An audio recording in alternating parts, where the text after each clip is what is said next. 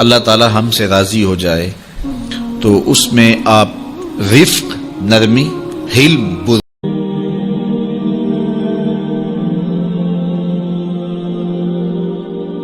بردباری اور انات، معاملہ فہمی اور لوگوں کے ساتھ جو ہے وہ خوبصورتی کلام میں، خوبصورتی رویوں میں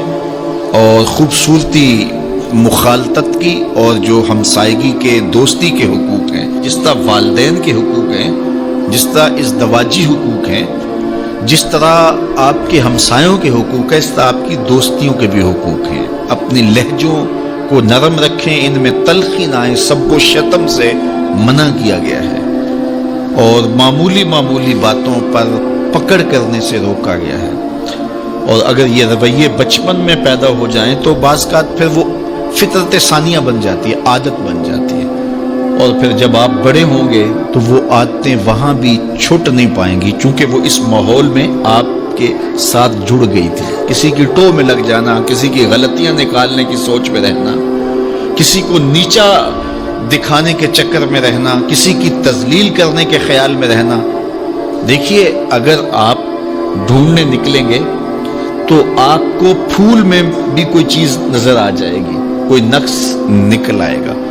اور اگر آپ اچھائیاں ڈھونڈنے نکلیں گے تو آپ کو کانٹوں کے بھی کوئی فائدے نظر آنے لگ جائیں گے کہ ان سے بھی یہ فائدے وابستہ ہیں۔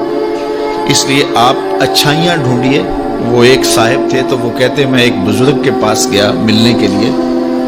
اور میں ان سے ایک برائی کو نوٹ کیا، ایک ان کی خامی کو نوٹ کیا۔ پھر میں دوسرے بزرگ کے پاس گیا تو ایک خامی میں نے ان کی نوٹ کی۔ اس طرح 99 بزرگوں کے پاس گیا، اور جب 100ویں بزرگ کے پاس گیا اور میں نے کہا حضرت میں 99 بزرگوں کے پاس گیا ہوں اور میری نیت یہ تھی کہ میں ان سے بیعت ہوں، لیکن ہر ایک کی ایک ایک خامی سے میں آگاہ ہوا، اور اب آپ کے پاس آیا ہوں اور کچھ دن گزارنا چاہتا ہوں، اور میں آپ کو پہلے بتا دیتا ہوں کہ میری نظر بڑی باریک ہے، میں بہت تیز ہوں، تو میں آپ کے ساتھ کچھ وقت گزارنا چاہتا ہوں، آپ بھی محتاط رہیے۔ تو وہ بزرگ فرمانے لگے کہ ان سے تو ایک ایک خامی ملی ہے، میرے سے تو بہت زیادہ مل جائیں گی، میں تو سراپا ہے وہ، لیکن میں تمہیں صرف ایک بات کہتا ہوں کہ تو ان 99 آدمیوں کے پاس گیا، سال لگا، 2 سال لگے، ایک ایک خامی تو نے جمع کی، اب تیرے پاس 99 خامیوں کا ذخیرہ ہے، کاش کہ تو ایک ایک خوبی جمع کرتا رہتا، تیرے پاس 100 خوبیوں کا ذخیرہ موجود ہوتا۔ اس لیے اگر آپ ڈھونڈنے نکلیں گے تو آپ کو کانٹوں سے بھی خوبصورتی مل جائے گی۔ تو یہ اپنے انداز نظر کو، اپنا کشکول ٹھیک رکھے تو پھر اس میں خیر پڑے گی۔ خذ ما صفا و دا ما قدر، ہمیں ایک ضابطہ دیا گیا ہے، آپ جہاں بھی جائیں اچھی چیز لے لیں اور جو بری ہے وہ وہیں پھینک دیں، بات ختم۔ ہم اچھی پھینک آتے ہیں اور بری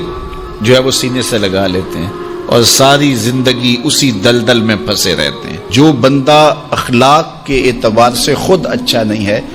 تو وہ زیرو ہے، کچھ بھی نہیں ہے، کیونکہ یہ ایک لازمی چیز ہے کہ ہم جس منصب پہ بھی ہوں گے ساتھ حسن خلق جڑا ہوا ہوگا۔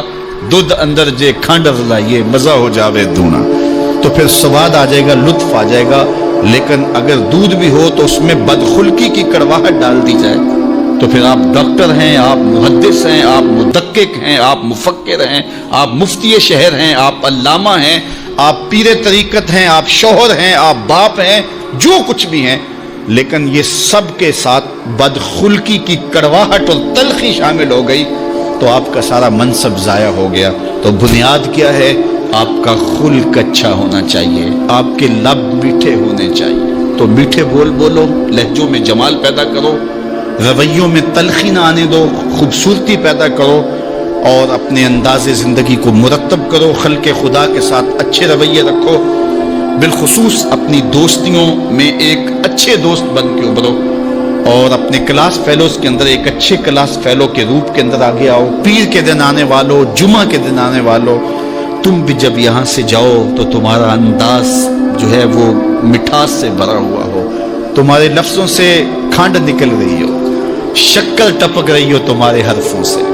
اور مٹھاس تمہارے لہجوں میں گھلی ہوئی ہو، اور تم بات کرو تو پیار پھیلتا چلا جائے اور محبت پھیلتی چلی جائے.